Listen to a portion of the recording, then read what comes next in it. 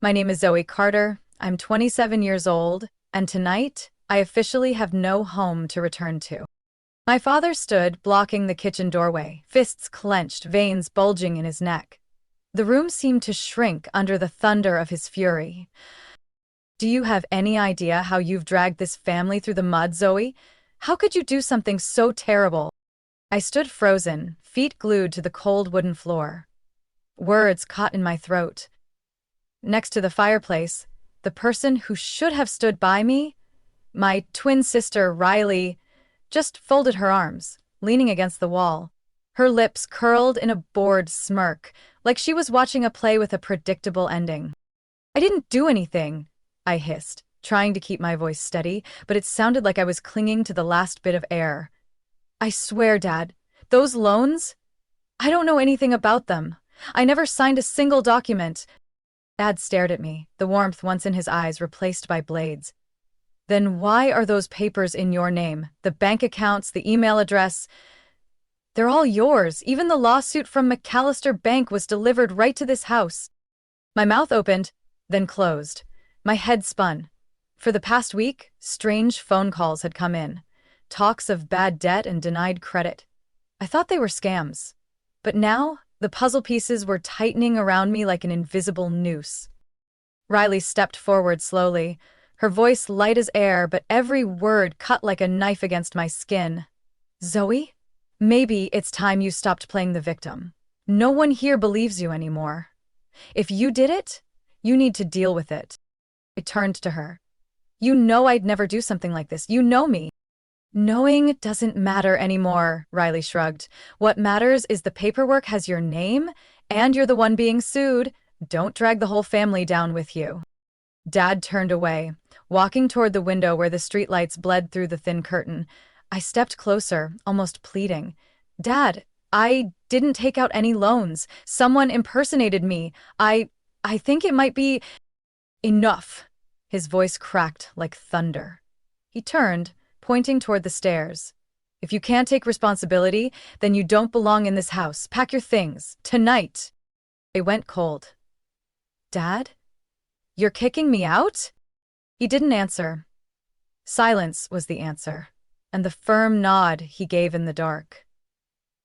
Riley said nothing, just stood there, running her hand through her perfectly curled blonde hair, as if she was watching a scene she'd already rehearsed. I dragged myself upstairs, every step like a nail driven into my chest. The room I once called home now felt foreign, cold. Every item I'd packed into my backpack became a reminder of how completely I had failed, without ever doing anything wrong. Riley leaned in the doorway as I zipped my bag. "It's really a shame it had to end like this," she said, her eyes wet with fake sympathy. "But sometimes people need to hit rock bottom to learn something." I didn't answer, just looked at her for a long moment, then turned away. Deep down, I knew something didn't add up. It wasn't me. It couldn't be. And if it wasn't me, then who was it? I stepped out of that house a little before 11 p.m. The wind slapped my face, but it wasn't as sharp as the sting of betrayal. Dad didn't come out. Riley stood behind the curtain, watching silently, her lips curled into a smile I would never forget. I left my small Vermont town on an early spring morning, carrying nothing but a backpack, a few $100s in savings, and a scribbled list of cheap motels I had jotted down while waiting for the 6:40 a.m. bus. My destination was Hartford, Connecticut, a city not too big, but big enough for me to disappear in, at least for a while. The first 3 nights I stayed in a damp room near the central bus station. At night, I could hear train horns in the distance and muffled arguments from downstairs. I couldn't sleep, not because of the noise, but because my mind kept circling the same questions. Who signed in my name? Why? And Riley. Was it even possible? On the 4th day, I walked to a nearby mall looking for work. Every door seemed to close on me. Until I stepped into a boutique called Clover and Lace. The store had soft cream and mint colors, warm lighting, and quiet music that eased something in me. I filled out an application, interviewed on the spot, and got hired as a part-time sales associate starting the next day. My first shift wasn't easy. I'd never worked retail and didn't know how to talk to strangers after everything that had happened. I was clumsy, my hands shook while folding shirts, and I nearly knocked over an entire display of mini perfumes. Careful there, a female voice called behind me, not scolding, but holding back a laugh. That shelf might look light, but if it tips, the whole store's going to smell like vanilla for 3 days. I turned. She had fiery red hair and sharp eyes. "I'm Jasmine, just came back to work here," she said, reaching out a hand. "You must be the new girl. Zoe, right?" I nodded, forcing a tired smile. "Yeah, a little nervous." Jasmine winked. "Take your time. No one here bites. Just don't drop the perfumes." We clicked quickly. Jasmine wasn't nosy, but she had a way of asking things that made it easy to open up. One slow Saturday afternoon, while folding a pile of clearance shirts, I found myself telling her bits of my story. How my family kicked me out. How I was accused of loan fraud. Jasmine frowned. "Wait, someone used your name to get loans?" I nodded, eyes on a stray thread. "Not just one. Several, almost $40,000. All the paperwork is in my name, but I've never set foot in those banks." She went quiet for a beat, then said slowly, like finding her way through a maze, "Zoe, have you ever considered identity theft?" I froze. "I mean, someone pretending to be you, not phishing scams. I'm talking full-on impersonation. They walk in, hand over ID, maybe even yours, and sign everything. If it wasn't you, someone's been pretending to be you." I laughed, dry and cracked. "That only happens in movies." Jasmine leaned back, eyes locked on mine. "Do you have someone who looks like you? A twin, maybe?" My heartbeat skipped. "I do, actually. A twin sister. Riley." My voice turned hoarse just saying her name. All my life, I had lived under her shadow. Riley was charming, confident, always the center of attention at parties, the one Dad beamed at with pride. I was the quiet one, the invisible one. Jasmine nodded slowly. "Then, I think we both know who the first suspect is." I leaned into the checkout counter, my head spinning. I didn't want to believe it. Riley had always been selfish, but could she really destroy her own sister's life? Then I remembered. 2 years ago, she laughed in front of the mirror and said, "You know, if we switch clothes and makeup, nobody out there could tell us apart." Back then, I thought it was just a joke. Now, I looked at Jasmine.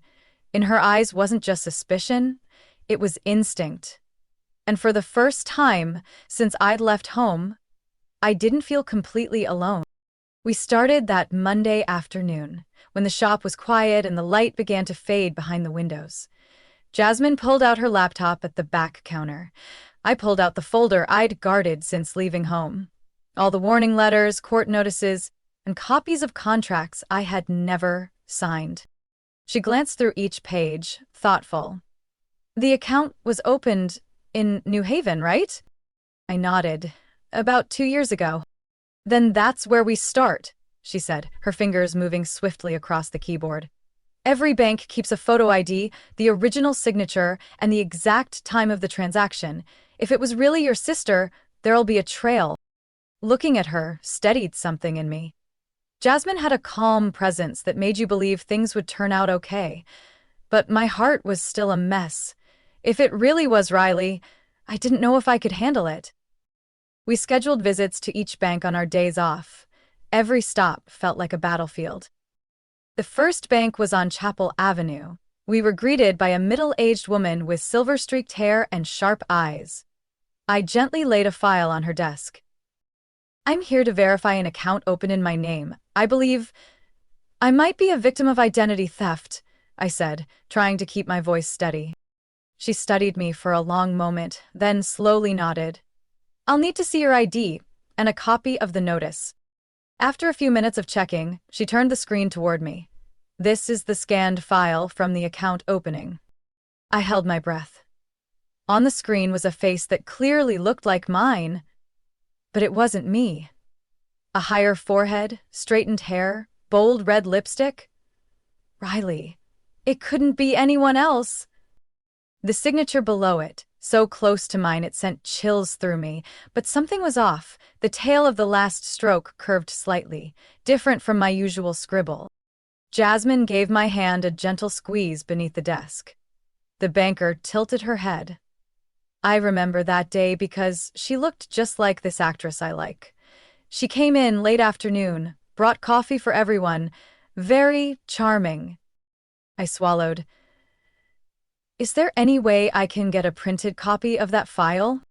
Can't let it leave the building, but you're welcome to take pictures.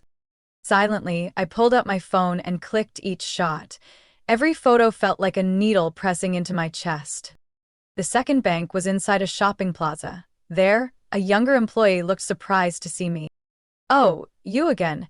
Didn't think you'd be back so soon.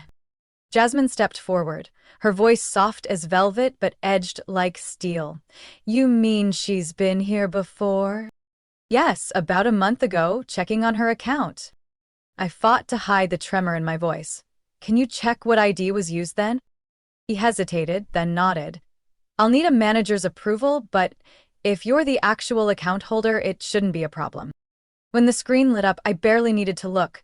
That same face, cold, confident, staring back through the glass of the screen like it was saying, "Too late, Zoe. It's all done."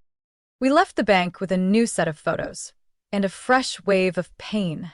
Jasmine stayed silent the whole ride back, then handed me an iced tea and finally spoke. Zoe, your sister didn't just impersonate you. She planned this, picked a city far from home, chose a time when your dad wasn't watching the finances. She knew how to avoid being caught. I sat frozen on the windowsill in Jasmine's temporary apartment, staring into the endless night outside. Maybe she thought I'd never figure it out. Jasmine turned to me.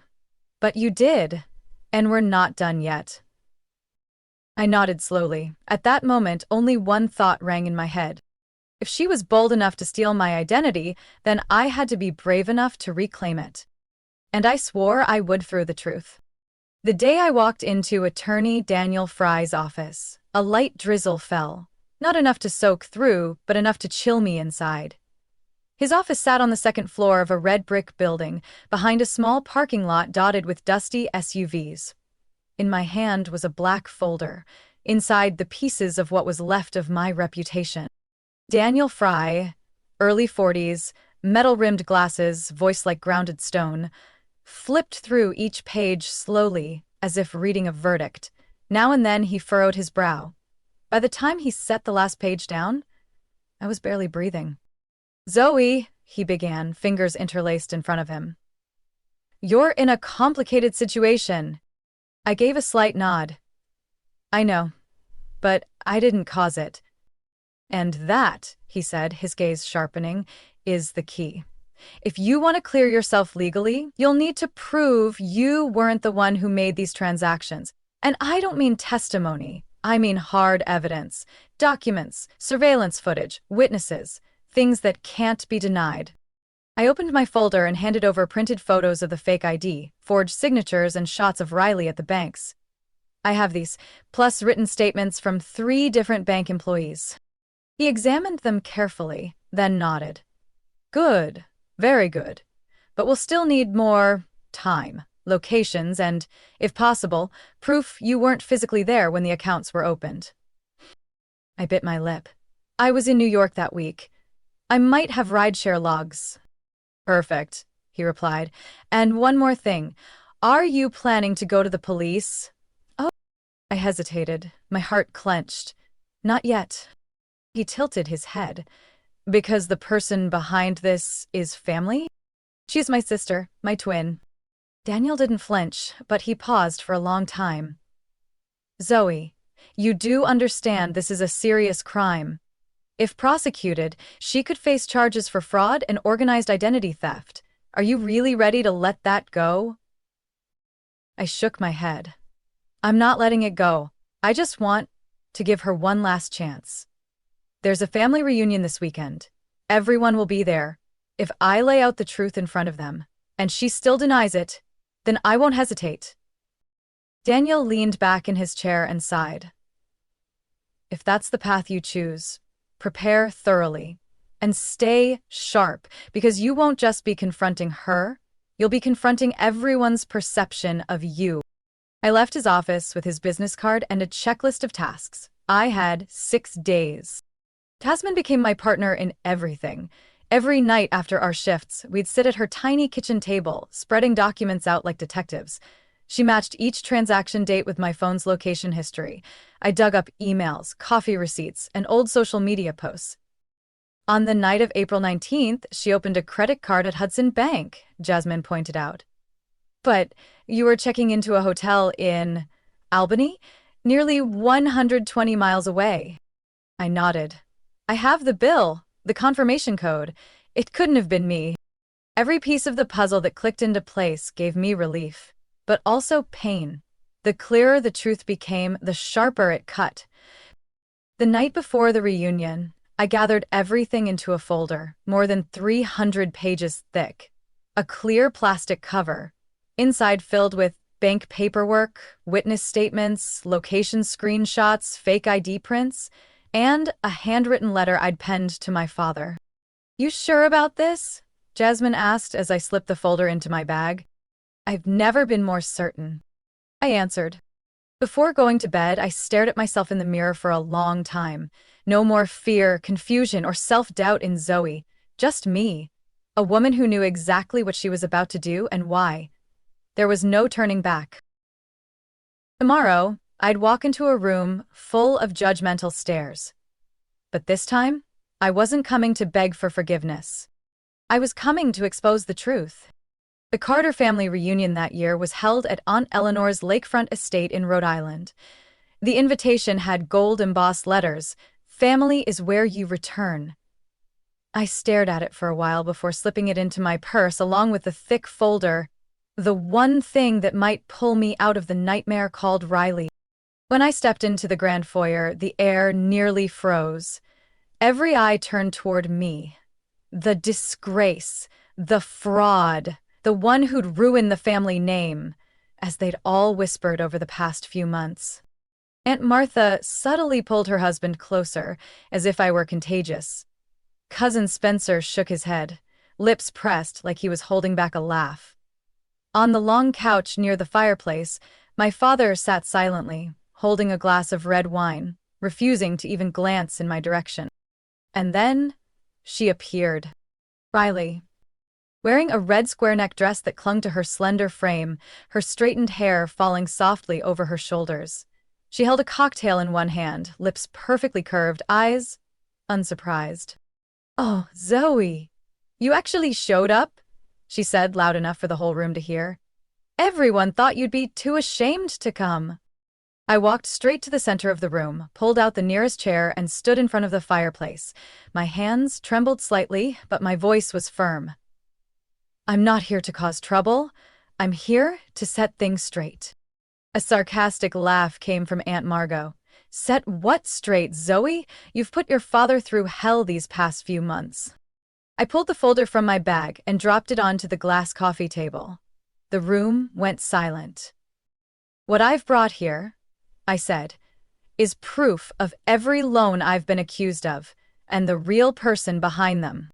Riley laughed. "Still pointing fingers, Zoe. You've never learned to take responsibility, have you?" I didn't answer her. Instead, I flipped to the first page. A photo ID.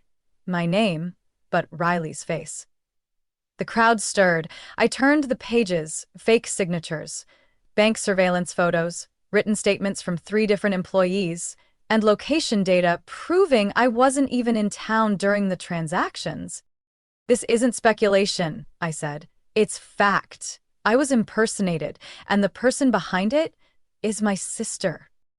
All eyes turned toward Riley. A few murmurs broke out. Riley gripped her cocktail tighter, offering a strained laugh. "You've lost it.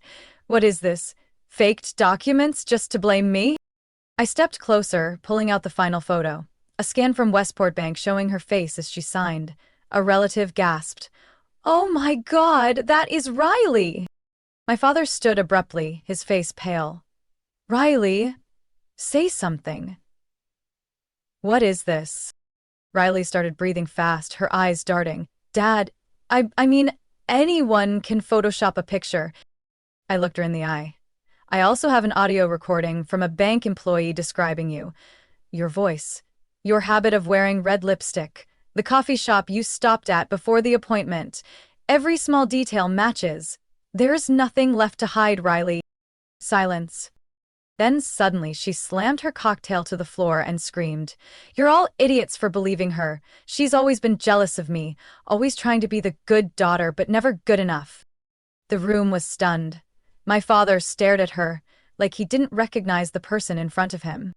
"That's enough," he said, voice hoarse. "Don't say another word." Riley stumbled backward, then turned and bolted from the room. Her heels pounded against the hardwood like blows against the reputation she'd just destroyed. The front door slammed behind her, leaving the house in absolute silence.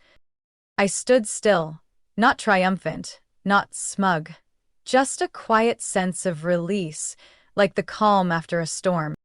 Inside me, a door had just closed. But the one named Justice had only just opened. I ran out of the estate, my heels striking the stone steps like a drumbeat against my chest. Evening wind swept across the lake, scattering dry leaves along the path. At the far end of the lot, Riley fumbled with the keys to her silver sports car. Her hands shook so hard the keys dropped twice. "Don't run," I said. My voice wasn't loud, but it echoed through the cold air. She froze, didn't turn around. I stepped closer, stopping just a few feet behind her. "What's the point of running, Riley? From me? From the truth? Or from yourself?" She slowly turned around. Her perfectly made-up face was smeared, mascara streaked like stains that couldn't be wiped away.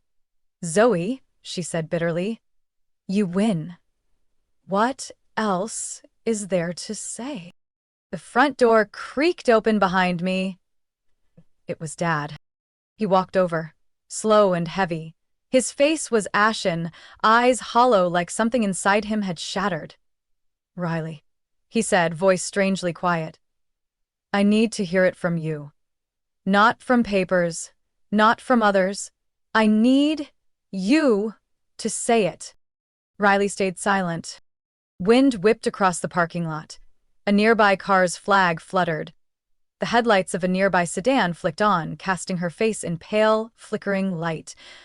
And then she sighed, long and deep, like confessing a lifetime of lies. "Yes," she whispered, "it was me. I used Zoe's name." Dad seemed to deflate. He stepped back, his fists clenched. "Why?" Riley looked straight at me. Gone was the smug expression. All that remained was exhaustion and defeat. "Because she's always been the pitiful one that everyone pity," she said. "And me, I had to be perfect, Riley. I had to keep up appearances, hold everything together. The pressure was too much. And then I saw the chance.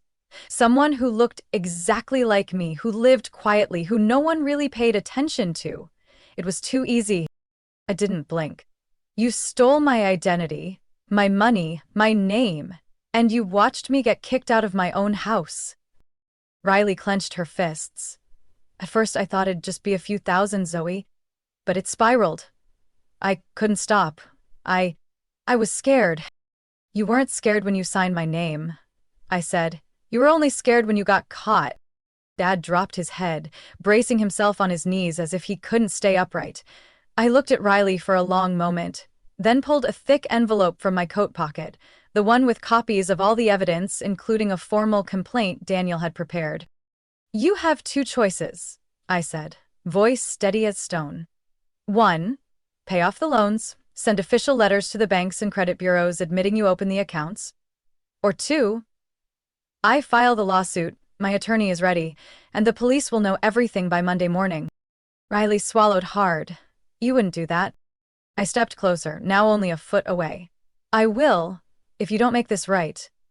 This isn't just about you hurting me anymore. This is a crime. I've stayed silent for too long, and this time, I choose to protect myself." She took the envelope, her hands trembling. I saw tears begin to fall, not out of remorse, but from knowing she had lost. My father looked up, his voice hoarse. "You'll do the right thing, won't you, Riley?" She nodded, slowly, heavily. I, I will." No one said another word. I turned first, walking toward Jasmine's car waiting in the corner of the lot. As I got in, I glanced back through the window. Riley was still standing there, alone, clutching the envelope. And my father, he watched me leave, saying nothing. But I saw something in his eyes. No more anger. Not pity either. It was recognition. And for now, that was enough. 3 weeks after that fateful family reunion, I got a call from McAllister Bank.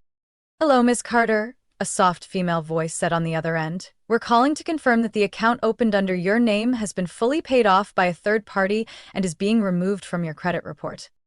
I stood frozen in my small rental apartment in Hartford, my coffee cup shaking slightly in my hand. "Sorry, did you say all the loans?" "Yes, a total of 6 accounts, paid in full over the past 2 weeks. The payer also submitted a letter accepting full legal responsibility." I sank into a chair, eyes drifting to the window, where the late autumn sky had turned a muted silver. I didn't need to ask. Riley had done the right thing. She had kept her word, maybe out of fear, maybe out of guilt, maybe because of pressure from Dad. Whatever the reason, my name had been cleared. In the email sent to the banks, Riley clearly stated she was the one who carried out the transactions. She attached a copy of her real ID and even wrote, "I apologize for what I did to my sister. I accept full legal responsibility if necessary." I printed out that email and pinned it to the corkboard above my desk, not to cling to anger, but to remind myself that the truth carries its own weight, and I had been brave enough to see it through. Dad called me 2 days later. The first time after months of silence. "Zoe," he said, voice deep and rough like he hadn't slept in days. "I don't even know how to begin apologizing to you." I gripped the phone. Part of me wanted to let the anger spill out, but the part of me that had already walked through the dark just said quietly, "You don't need to apologize. You just need to listen." And for the first time, he did. No interruptions, no defending Riley. He just listened as I told him everything. How I had been doubted, kicked out, blamed for something I never did. At the end of the call, he sighed. "If you ever want to come home, there will always be a place for you." I looked around the small apartment where I had curled up on the floor my first night, where Jasmine had once forced a cold sandwich into my hands when I nearly collapsed from exhaustion. I smiled. "I'm not coming home, Dad, but I'll visit when I'm ready, as the real Zoe Carter." 2 months later, I was promoted to manager at Clover and Lace. Jasmine still called me the store's official detective and often joked, "If you ever join the FBI, promise you'll hire me to run your tech division." We celebrated at a small riverside cafe where the lights shimmered across calm water. I told her about my next steps, re-enrolling in the fashion design course I had dropped 3 years ago, starting a blog to share my story, not to complain, but to inspire. "Zoe," Jasmine said, raising her glass, "you're not living in anyone's shadow anymore." I clinked glasses with her and nodded. "That's right. I'm just me." And for the first time, that's enough. Riley hasn't reached out since. I heard from Aunt Tharta that she moved in with a friend in Portland, staying away from family gatherings and judgmental stares. I don't know if she's truly changed or just hiding, but I no longer care. I've let go. Forgiveness doesn't mean forgetting. It means refusing to let resentment define you. I closed my story on a winter night, opening an email that read, "Your credit record has been fully cleared." I cried, not from grief, but from finally being able to breathe like an innocent person. Zoe Carter, 27 years old, betrayed, disowned, nearly destroyed. But she chose truth. And because of that, she reclaimed everything, her dignity, her worth, and herself. Zoe's story isn't just a journey to restore her name. It's a powerful reminder that even when the truth is buried under doubt and betrayal, it still has the strength to rise. In real life, anyone can be the victim of injustice. But the key is not staying silent. When you stand up for yourself, even alone, you begin rewriting your fate with courage, with truth, and with the belief that you deserve to be heard.